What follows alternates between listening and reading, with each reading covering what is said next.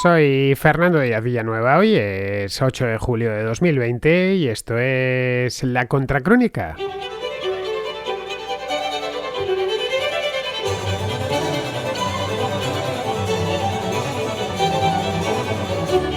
México es ya el quinto país del mundo por víctimas mortales de COVID-19. En estos momentos se llevan contabilizados, oficialmente estoy hablando, 31.129 muertos y un total de 261.750 casos positivos. De nuevo, estas son las cifras oficiales que nos ofrece el gobierno mexicano. Las cifras, de cualquier modo, se han disparado en las dos últimas semanas y el número de positivos aumenta a razón, de nuevo con cifras oficiales, a razón de unos 5 o 6.000 nuevos casos cada día. El país aún no ha alcanzado el pico, a poco que miremos la gráfica lo podemos ver. La curva de contagios y su correlativa curva de muertes, lógicamente, sube inexorablemente desde aproximadamente finales del mes de mayo. Los principales focos de contagio se encuentran en la capital y también en el Estado de México, que rodea a la capital, pero muchos dudan de estas cifras oficiales y se llevan el número de fallecidos a unos 60.000 aproximadamente. Algunos incluso lo aumentan esta cifra y se lo están llevando a unos 80 o 90.000. De cualquier manera, con esta estimación conservadora, estaríamos hablando del doble de lo reconocido por el gobierno de López Obrador, que hace 3 meses, recordémoslo, bromeaba con la epidemia y le quitaba importancia. Decía que había que darse abrazos y besos, que no había ningún problema. En estos momentos no se sabe muy bien qué hacer para frenarla en México, ya que los recursos del Estado son limitados y a ciertas zonas del país es realmente complicado alcanzarlas y es difícil decretar cuarentenas que interrumpan el contagio. Algo similar ocurre en otras repúblicas hispanoamericanas donde la situación es en estos momentos muy grave, aunque hay motivos para la esperanza y esto no se nos debe olvidar. En Guayaquil, en Ecuador, una de las primeras ciudades, de hecho fue el primer foco de COVID-19 en Sudamérica, allí se ha conseguido controlar, no eliminar, pero sí controlar. Esta ciudad ecuatoriana puede servir de inspiración a muchas otras que se encuentran ahora atravesando su particular calvario.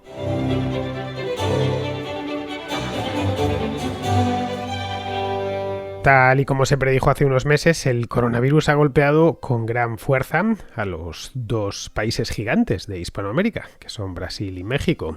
Ambos tienen en común unas cuantas cosas, no el idioma exactamente, aunque eso sí, hablan idiomas parecidos, el español y el portugués, pero aparte de esto tienen en común, aparte del hecho de estar muy poblados, México tiene 125 millones de habitantes, es una estimación, seguramente tenga alguno más, y 210 millones de habitantes tiene Brasil. De nuevo, es una estimación y seguramente tenga alguno más, que bien, tenemos ya solo entre estos dos países una buena parte de la población de América al sur del Río Grande. Bien, pues aparte de esto, del hecho mismo de que sean los dos países más poblados de Hispanoamérica, tienen también en común que sus respectivos presidentes, que no son en principio del mismo signo político, sino de signos opuestos, es decir, Andrés Manuel López Obrador y Jair Bolsonaro, minimizaron el alcance y sobre todo la gravedad de la enfermedad. Estoy hablando de allá, pero no lo están haciendo en este momento, lógicamente, pero sí lo hicieron pues además de una manera intensa y un tanto desvergonzada al principio, allá por el mes de marzo. En ambos casos hubo una decisión política de no controlar esto con, no se sabe bien por qué, con la esperanza puesta, pues la verdad es que lo desconozco, en que quizá no fuese a más, que se detuviese al cruzar el Atlántico o que al final no fuese tan grave como pensábamos. Esto, ojo, que en Europa nos pillase la ola, como nos pilló, especialmente en países como Italia, España o Francia o el Reino Unido, pues podríamos tener una excusa. Realmente nos venía directamente de China, el gobierno chino no había dicho toda la verdad, había estado bastante lejos de decir toda la verdad sobre todo el impacto de la enfermedad en número de contagiados y de víctimas mortales. China sigue dando hoy, a día de hoy, unas cifras que dan sonrojo mirarlas. China las tengo aquí, da un poco de vergüenza. El número oficial de víctimas pues es poco menos que 4.000 y pico muertos, una cosa así. Pues las voy a buscar, la tengo aquí. 4.638 muertos y solo 83.000 casos positivos. China, que es el país de origen de la epidemia. Pero bueno, aquí cuando nos encontramos con este problema en marzo, lo que estábamos era básicamente desinformados.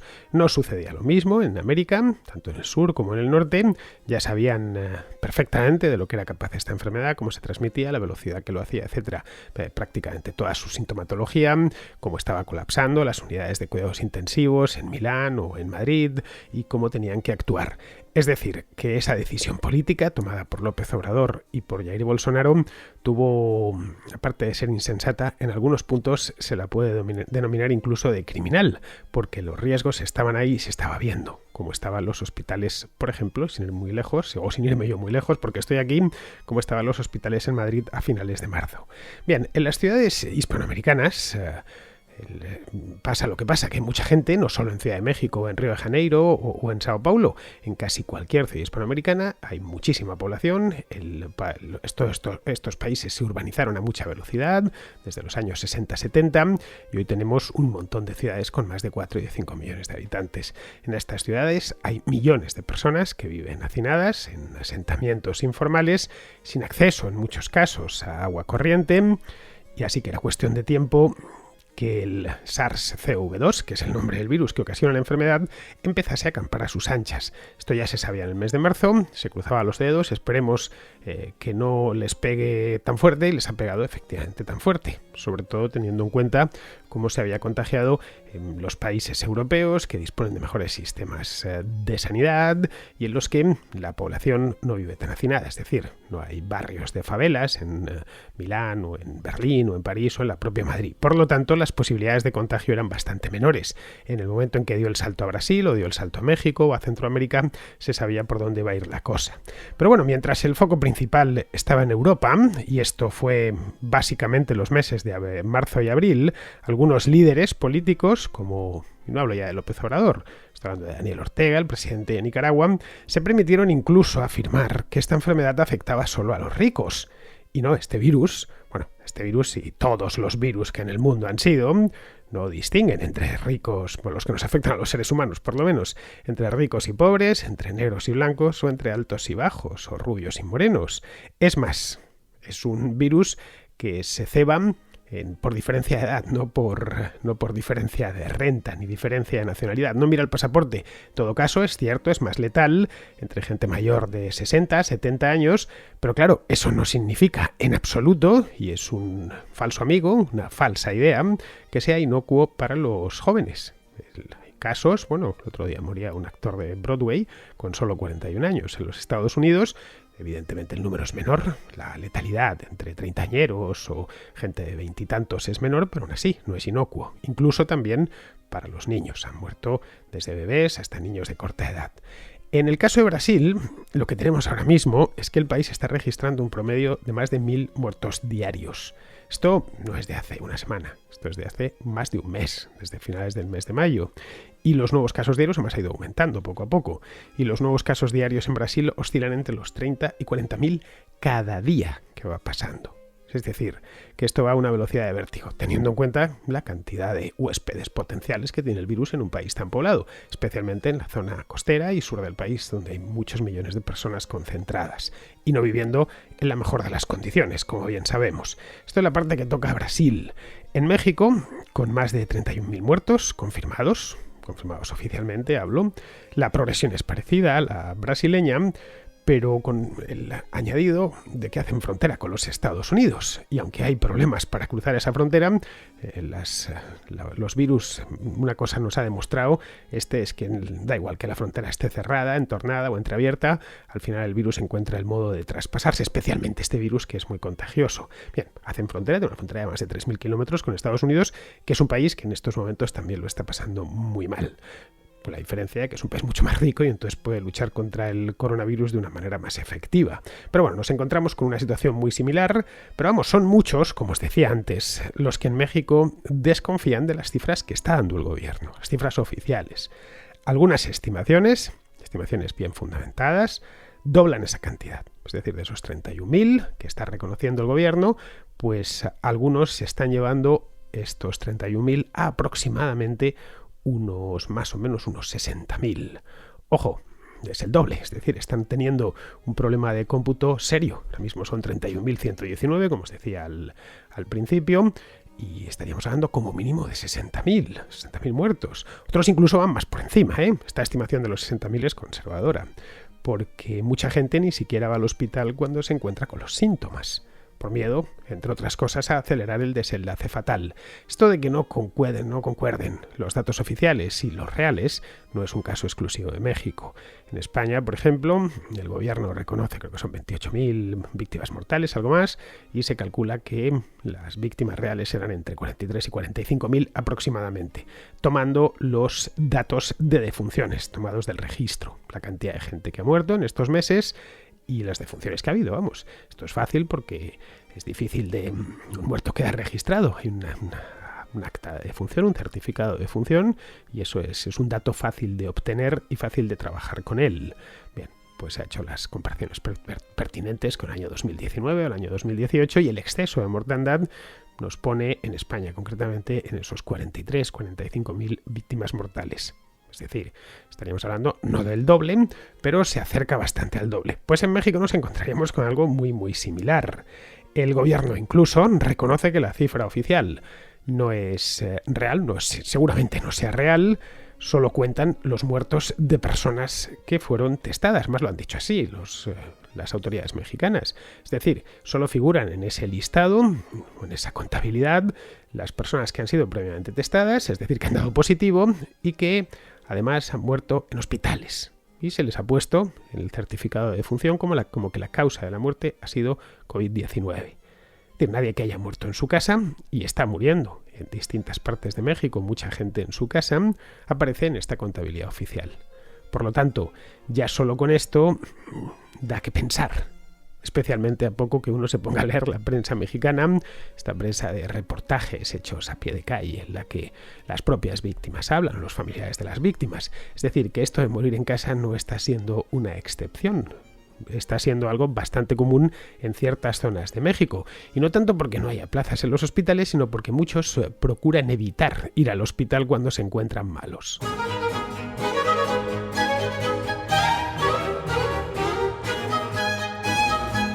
Luego hay otro problema añadido en México, y es el hecho de que test, y ya sabéis, como os he dicho antes, para que pase a la contabilidad oficial, tiene que haberse testado previamente. No hay ninguno de los 31.119 que os decía antes que no haya sido testado. Pero es que test se han hecho muy pocos. El gobierno es de los países que menos test se han hecho en todo el hemisferio occidental. Bien.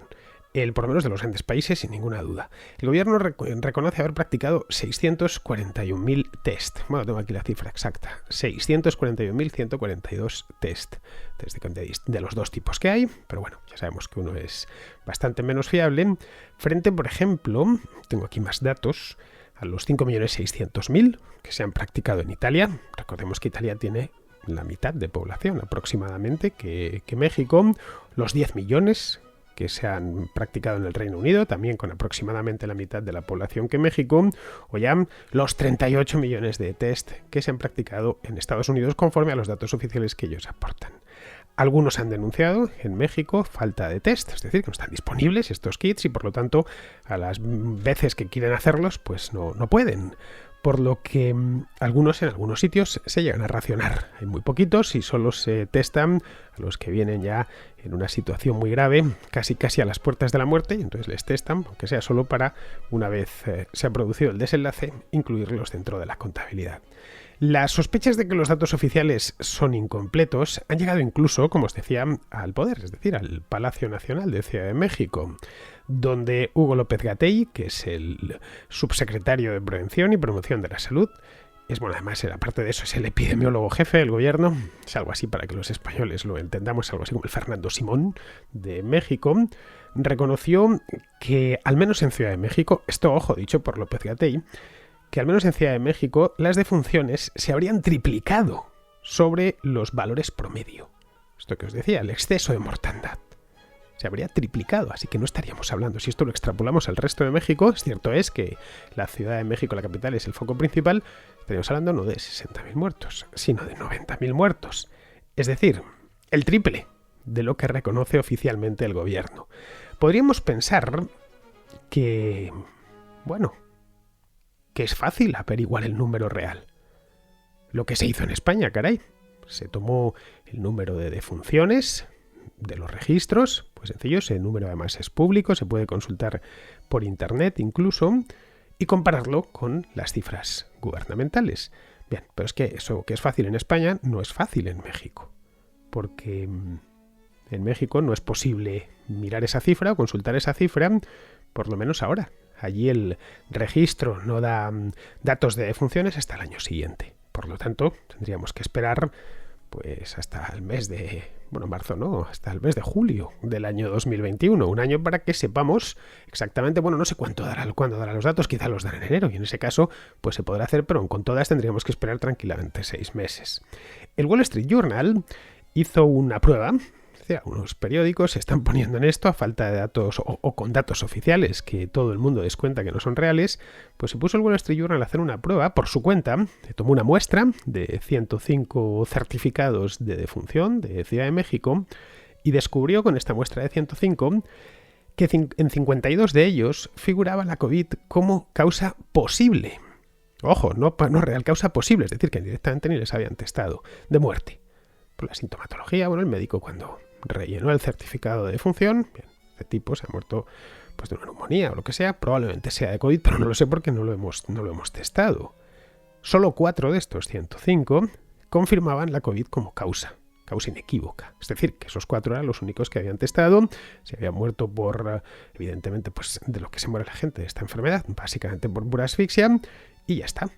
Por lo tanto, estos 4 de esos 105 que tomó el Wall Street Journal son los únicos que pasaban a la contabilidad oficial. Pues bien, este caos que hay en México con las cifras y con unas cuantas cosas más relativas a la COVID-19 contrasta con lo bien que lo están haciendo en Guayaquil, que fue uno de los focos más tempranos. Yo recuerdo aquí en la Contracrónica haber hablado del caso de Guayaquil tan pronto como en el mes de marzo, principios de abril.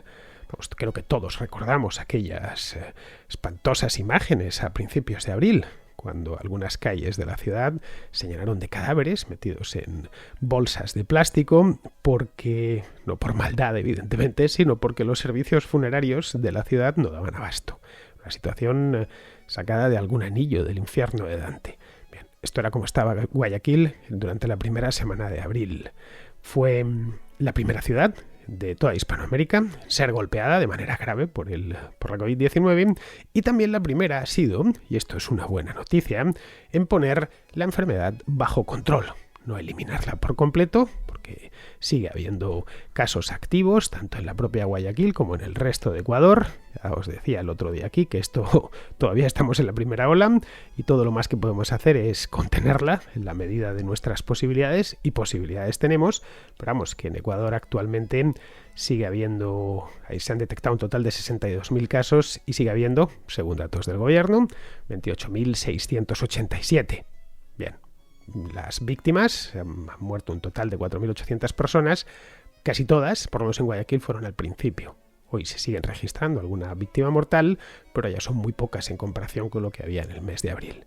Bien, por lo tanto, tenemos un caso, y podemos decirlo ya, por lo menos hasta el momento, un caso de éxito. Y lo de Guayaquil viene además a demostrarnos una cosa, y es que es una ciudad que ha dado una lección doble. Dio una lección los primeros días de lo que venía. Aviso, esto es lo que hay, esto es lo que está pasando a principios de abril en una ciudad hispanoamericana prototípica como es Guayaquil, y lo que puede pasar en otras ciudades parecidas. Y efectivamente, tal cual. Esto recuerdo haberlo dicho yo aquí hace 3 meses.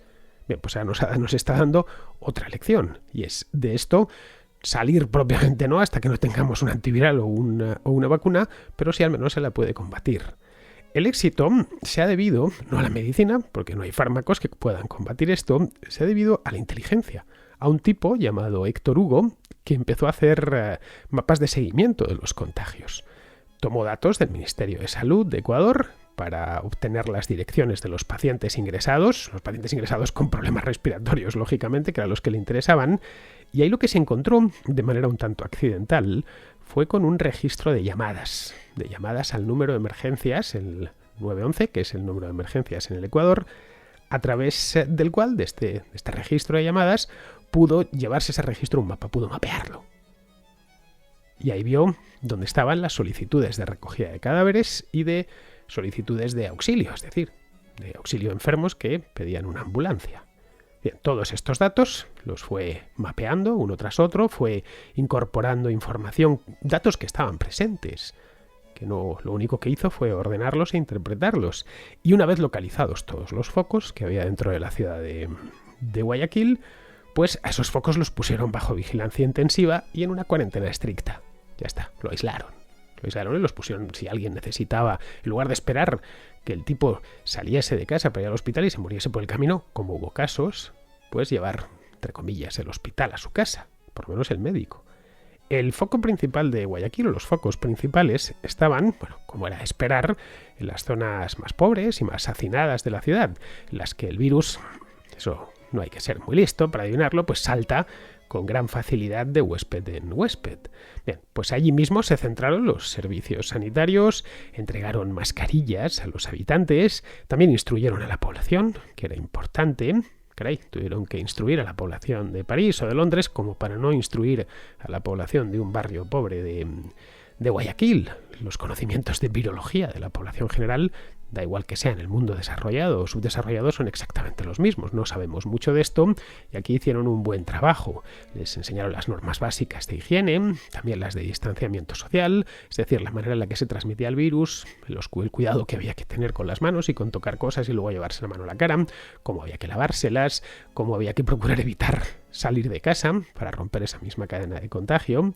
Bien, pues este éxito de Guayaquil se debe a Héctor Hugo. Lo he resumido mucho todo lo que ha hecho. Si estáis más interesados, pues podéis buscarle en internet, pero también a un científico español, un científico de datos español llamado Carlos Bort, del que ya os hablé aquí hace un par de meses. Carlos Bort, de hecho, hizo un programa, en el mes de marzo, creo que fue el 19 de marzo, que sí lo tengo aquí delante. ¿Cuántos contagiados hay? Se titulaba el 19 de marzo de este año, a raíz de un artículo que había publicado en Medium. Bueno, pues al parecer Héctor Hugo se puso en contacto con Carlos Bort y Bort le ayudó a interpretar todos esos datos y a trabajar con ellos. Ni que decir tienen que la ayuda de Bort fue completamente desinteresada. Bueno, interés tenía, lógicamente, pero interés en ayudar a los ecuatorianos. Bien, pues esta aproximación al problema, a través de análisis de datos, algo en lo que Bort se estrenó con este artículo que os publicaba, lo tenéis en mi página web por si queréis ir a verlo. El artículo de hace que ya casi 4 meses, pero se puede leer perfectamente ahora. Lo hizo este primer artículo lo hizo sobre el número real de contagiados en la Comunidad de Madrid. Recordad cómo estaba el panorama allá por el 19 de marzo. Y esta misma aproximación ha resultado muy eficaz en Ecuador. Es decir, no se puede combatir una epidemia si no se sabe cuántos contagiados hay y dónde están. Con esos datos, esos dos datos, el número de contagiados y el lugar donde están, se puede dirigir la artillería sanitaria sobre el foco. De lo contrario, se desperdicia munición sin sentido alguno. Y no solo la artillería sanitaria, también la artillería humanitaria, si me permitís esta comparativa bélica. En Guayaquil, las empresas locales, los empresarios locales organizaron una campaña para alimentar pues nada menos que a 150.000 familias que se quedaron confinadas y que no tenían más ingresos que los provenientes de la economía informal. En fin, no os digo más, Guayaquil señala claramente el camino. Lo señalaba hace 3 meses en una dirección, para lo malo, y ahora señala el camino para lo bueno. Su ejemplo debería seguirse porque, como os decía hace unos meses, Guayaquil es en muchos aspectos una ciudad hispanoamericana prototipo. Si ellos han podido contener esto, no hay ningún motivo para pensar que otros, ya sea en México o en cualquier otro lugar, hagan lo mismo. Es decir, no tenemos un fármaco contra la COVID-19, pero sí tenemos conocimiento, y ese hoy por hoy es nuestro único arma.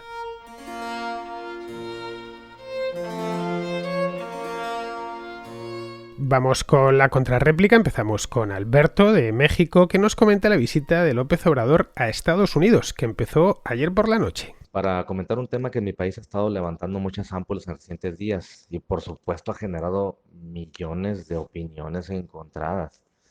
Me refiero a la visita de Estado que hará el presidente López Obrador a Washington del próximo 8 y 9 de julio, especialmente porque la campaña electoral en Estados Unidos ya está en marcha. Todo esto, por supuesto, remueve el inolvidable discurso xenófobo e insultante que Donald Trump tuvo desde que era candidato presidencial. Y lo peor del caso es que en recientes días lo ha vuelto a sacar. Es decir, que en el tema migratorio, Trump está utilizando la misma estrategia que su primer campaña. Y pues está muy claro que muchos mexicanos no olvidamos las humillaciones proferidas por el mandatario norteamericano durante los 4 años que lleva en la Casa Blanca, ¿no? Como recordarás, en el 2015, cuando estaba en campaña, la Cancillería de México invitó a Donald Trump a nuestro país, cosa que fue muy criticada y de hecho tuvo un costo político altísimo para Enrique Peña Nieto. Y esto porque, pues, la percepción era de que cómo era posible que después de todos sus insultos se le estuviera apoyando en su campaña, porque eso es lo que parecía. La realidad es que no, la realidad es que Presidencia había invitado a ambos candidatos, tanto a Hillary Clinton como a Donald Trump. Sin embargo, Hillary Clinton no pudo asistir por cuestiones de agenda. Y pues el movimiento le salió muy mal a la presidencia de México de aquel entonces, ¿no? Y por lo cual, pues la visita próxima de López Obrador no es vista con buenos ojos, lo están interpretando de la misma manera, ¿no? Porque también está en campaña y ahora va el presidente para allá y es el primer país que visita en el extranjero, siendo que no ha visitado ningún otro, no ha acudido a ninguna cumbre. Y esto pues también a mí me llama la atención por el hecho de que se le ha criticado mucho el no haber realizado ninguna visita a ningún país y en su lugar haber enviado a Marcelo Ebrard. Incluso se ha dicho que en otros países seguramente creen que Marcelo Ebrard, el canciller de México, en realidad es el presidente de México. Cosa que no lo creo, porque la popularidad de AMLO, me refiero a su fama, ¿no? Lo que es conocido pues es fama mundial, ¿no? O al menos en muchos países, no es solamente popular en México. Entonces aquí otra cosa que salta es que durante su visita probablemente se toque el tema de Nicolás Maduro, ¿no? De el asunto de Venezuela, que por fin López Obrador defina cuál es su postura. Que bueno, López Obrador ha repetido innumerables veces que la visita a Washington obedece a otros temas, no es electoral, según él dice. El asunto que se va a tratar es el TEMEC, que es el nuevo Tratado de Libre Comercio, como sabrás, entre México, Estados Unidos y Canadá. Pero el mismo López Obrador ya dijo en una de sus mañaneras que Justin Trudeau no va a ir. Y esto llama mucho la atención porque incluso el propio Trudeau no ha dicho si va o no va, pero AMLO ya dijo que no. Entonces, bueno, ¿a quién le conviene más esta visita? O sea, ¿realmente López Obrador necesita esta visita para definir el TEMEC? ¿O en realidad va a tocar el tema de Venezuela? ¿O será uno de los temas a tocar? Por fin López Obrador tendrá que definir a quién apoya. ¿Será capaz de dejar de apoyar a Maduro con tal de llevar la fiesta en paz con Trump? No lo sé, Fernando. Me gustaría escuchar tu opinión de todo esto. Buen día y muchas gracias por tu programa. Bueno, según tiene las cosas Obrador, pues no se puede permitir malas relaciones con Estados Unidos. A ver, las cosas están como están. Y en este aspecto simplemente no puede permitirse un paso en falso. El gobierno mexicano cuadra el presupuesto gracias a las exportaciones a Estados Unidos y a los impuestos que pagan las fábricas estadounidenses en México. Mira, fíjate una cosa, Alberto. AMLO presume de antiimperialista, le encanta, y a sus seguidores no te digo ya, y de ser muy izquierdista, pero nunca ha dicho nada malo de Donald Trump, ni una sola vez, ¿eh? a sus complejos ideológicos les da salida por otro lado. Les da salida, no sé, criticando, por ejemplo, a los españoles, que ya ves tú, nos deshacemos siempre en halagos con México y con su gente. De hecho, cuando AMLO tomó posesión, esto fue en diciembre de 2018, Trump ni se dignó a ir a Ciudad de México. Envió a su hija, Ivanka Trump, y bueno, también fue Mike Pence. Caray, el país vecino. Felipe VI, en cambio, fue el primero en llegar, cuando, ojo, podría haber enviado a su padre, el rey emérito, como ha hecho con la jura de otros presidentes hispanoamericanos, pero con México no, fue él en persona. Pues nada, unos meses más tarde de esto estaba recriminándole y estaba exigiéndole disculpas por lo que hicieron unos españoles por allí hace 500 años, españoles que, por cierto, se quedaron en su mayor parte en México. En fin, con lo que hicieron a México los gringos en 1848 ni palabra. Es decir, AMLO puede parecer que está gaga. A poco que le escuche una mañanera y tal, pero sabe bien qué es lo que le posibilita gobernar. Por eso trata de ser lo más obsequioso, lo más suave y lo más dispuesto con Donald Trump, bueno, y con el que venga después, si es que viene otro después. Bien, seguimos con Antonio, de Venezuela, que nos habla de la última ocurrencia del régimen de Maduro para luchar contra la COVID-19. Buenas noches, don Fernando. Le envío adjunta una noticia que yo no sé si calificarla como noticia mierder o genocidio mierder en potencia. La verdad es que sería hilarante de no estar en riesgo la vida de muchas personas. Y es que dentro de las ideas geniales que está contemplando el chavismo en Venezuela está la aplicación de tratamientos homeopáticos para el control y prevención del coronavirus en Venezuela. No hay mucho que agregar aparte de eso, como no sea que además el ministro de Salud, que es Carlos Alvarado, que es uno de estos médicos repitientes que, bueno, tardó muchos años en obtener el título por estar más metido en la política en la universidad que haciendo otras cosas. Bueno, aquel hombre está insistiendo en medicamentos que ya han sido descartados en otros lugares del mundo, como el dióxido de cloro o la cloroquina. Y lo que está ofreciendo para el combate del coronavirus es esto, una combinación de medicamentos fracasados, algunos de dudosa utilidad, como el interferón, y tratamientos homeopáticos. En todo caso, bueno, enhorabuena por el programa y saludos. Os decía la semana pasada que en Venezuela impera el realismo mágico más estricto. Bien, aquí tenemos una muestra más en esto que nos acaba de contar Antonio. En la noticia que me envías hay unas declaraciones de Maduro que no tienen desperdicio. Os las leo porque, de verdad, son de estas cosas que te dejan un poco aplatanado. Dice lo siguiente. Son palabras de Maduro, ¿eh? Yo tengo mucha fe en la combinación de la medicina occidental con la medicina tradicional venezolana, latinoamericana y mundial.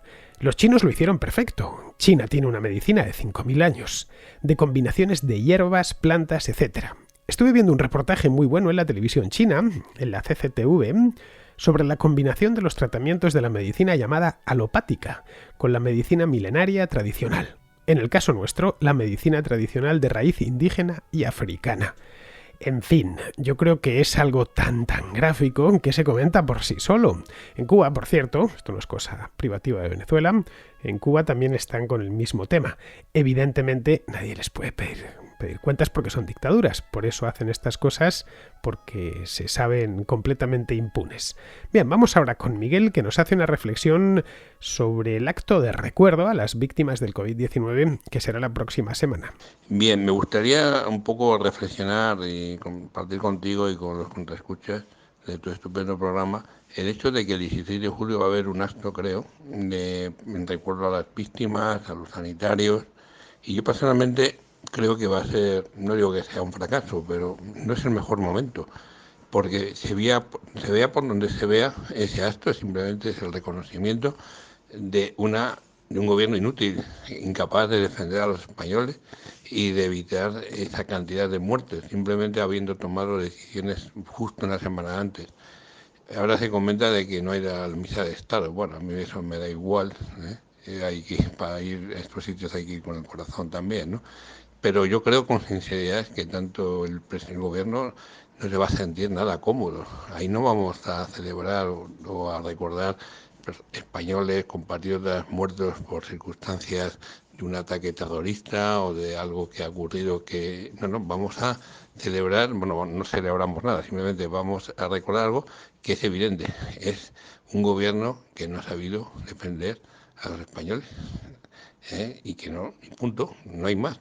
Entonces yo no sé cuáles serán las medidas de seguridad que van a tomar para que no se acerque nadie más allá de eso, porque yo creo que va a ser más contraproducente. Ojalá me equivoque, ¿eh? O sea, yo soy el primero que me gustaría que no pasara, pero bueno, yo creo que ese día no va a ser fácil para nadie, y menos para las familiares de las víctimas, porque se van a sentir, bueno, ¿qué hacemos aquí? Si el culpable de todo está ahí, ¿no? Cerca, ¿no?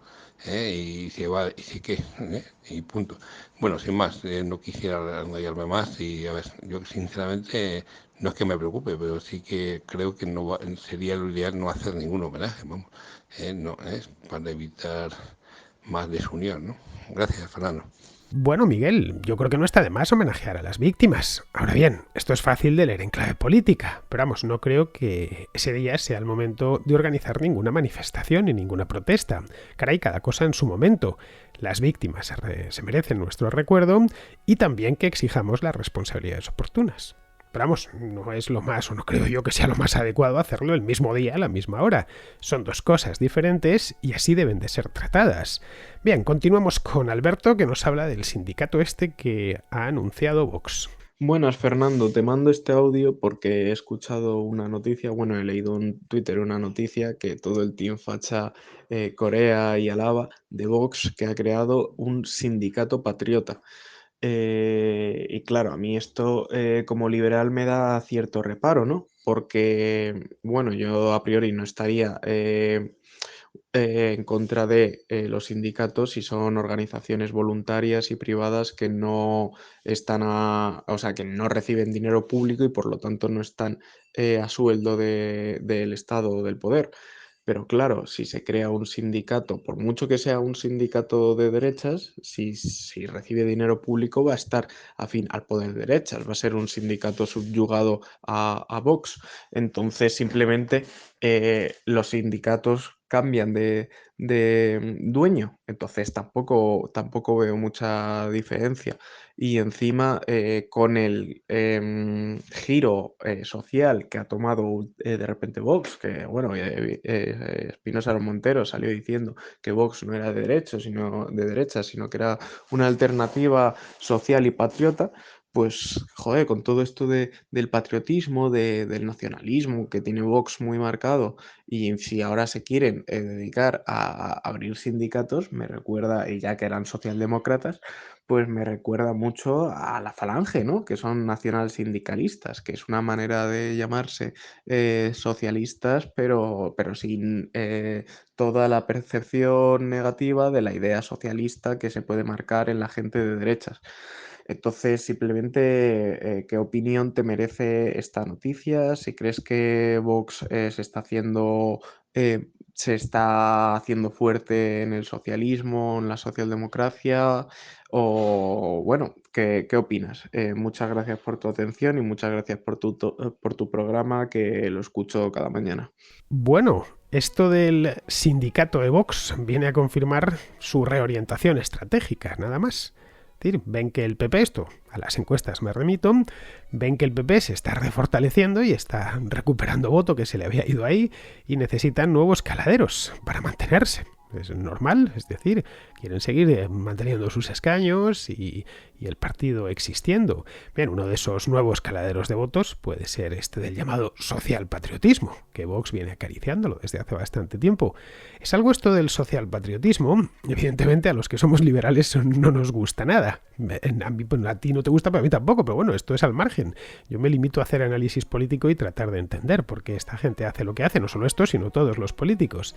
Bien, esto del socialpatriotismo es algo que en España no se ha ensayado, pero sí en otros países como Francia o como Alemania. La verdad es que desconozco qué recorrido tendrá. En fin, esto habrá que esperar a que haya elecciones. Estas cosas solo te las pueden decir las urnas. Bien, pues vamos a terminar ya. Vamos con Pizarro, que nos habla del tema este de las elecciones francesas y los cambios que ha llevado a cabo Emmanuel Macron. Manuel llegó a la presidencia arrasando, con su mensaje promesa de revitalización de una Francia que languidecía bajo el peso de su colosal gasto público. Y prometió productividad, sensatez presupuestaria y de regalo una Europa francocéntrica y una Francia eco. A todo ello se puso y a todo ello se opuso la Francia real, la funcionarial, la subsidiada y la contaminante. A este golpe de realidad se sumó la pandemia, que le pilló con el pie cambiado y que ha gestionado con más voluntad que acierto. Todo esto tiene su reflejo electoral, y Manuel se dispone a asegurar su poltrona, a costa de principios y de personas. Un plan feo, previsible y sin garantías. Un cordial saludo de Pizarro. Y hasta aquí, queridos amigos, llega la contracrónica de hoy. Ya sabéis, mañana será, hoy estamos a miércoles, pues mañana será jueves y habrá una nueva contra. Hasta mañana.